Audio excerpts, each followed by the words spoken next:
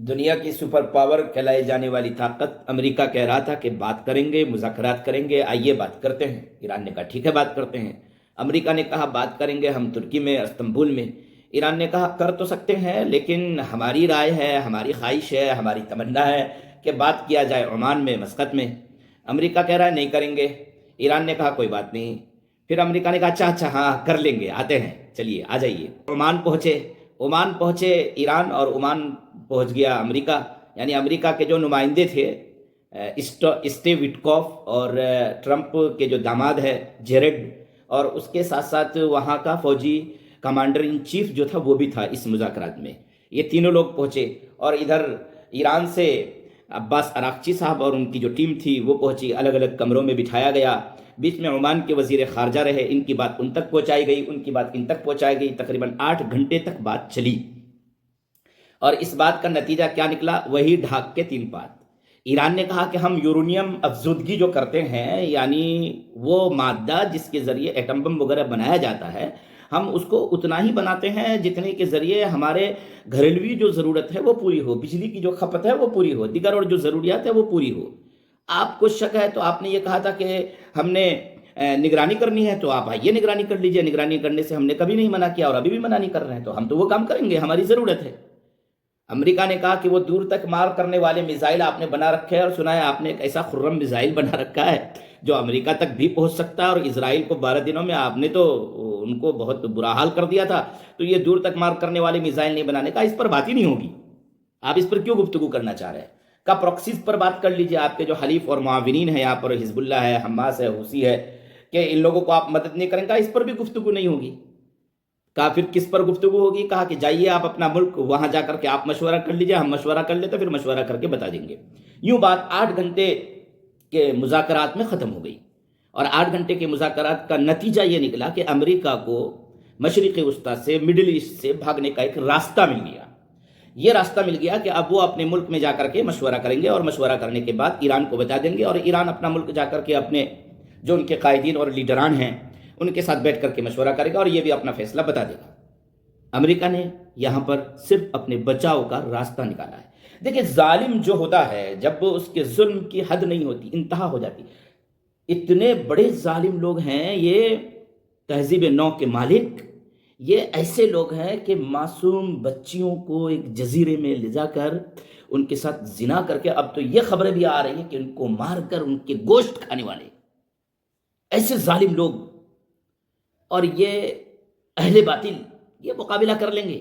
تھوڑی سی تیاری کر رکھی ہے ایران نے، تو دور تک مار کرنے والے میزائل، دیٹ از آل۔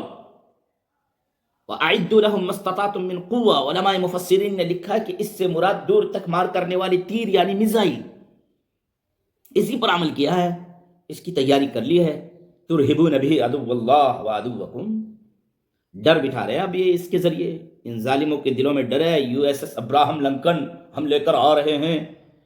آ تو گیا آپ کا U S S Abraham Lincoln, پہلے فارس کی کھاڑی کے قریب آیا، پھر ڈر لگا تو عمان کی کھاڑی میں چلا گیا، پھر ڈر لگا تو بحر عرب میں چلا گیا، اور بچائے پھر رہے۔ خبریں تو یہ آ رہی ہے کہ وہ رڈار میں نہ آئے تو اس کا جو رڈار میں آنے والا سسٹم ہے اس کو بند کر دیا گیا ہے، تاکہ ایران اس کو تلاش نہ کر لے۔ ارے سیٹلائٹ ہے، ابھی تو دنیا ترقی کر گئی، آگے تک پہنچ گئی ہے۔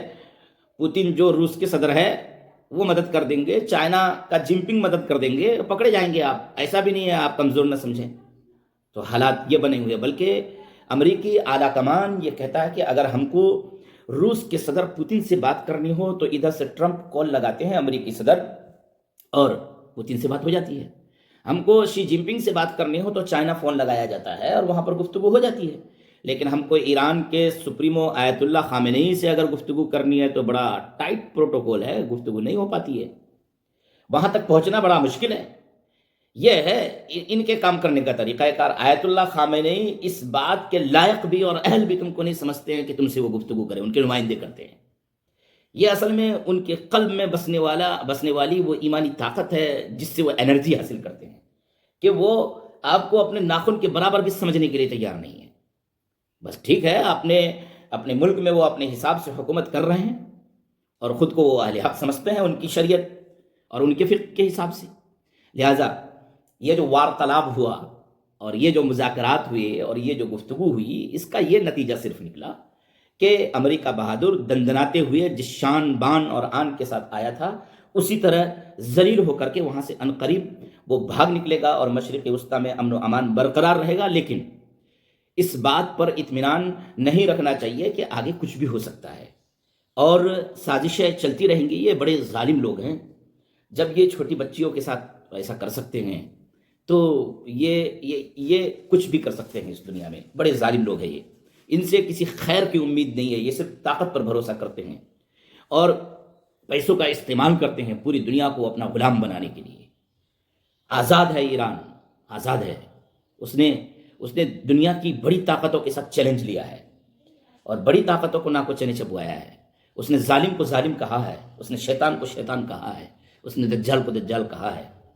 وہ مستحق ہے اس بات کا کہ اس کی تعریف کیا جائے ابھی، اور اس نے یہ بتا دیا ہے کہ جو تیاری کرتا ہے، ڈٹا رہتا ہے، وہ باطل کے سامنے نہیں جھکتا ہے، ظالم کے سامنے نہیں جھکتا ہے۔ السلام علیکم ورحمۃ اللہ۔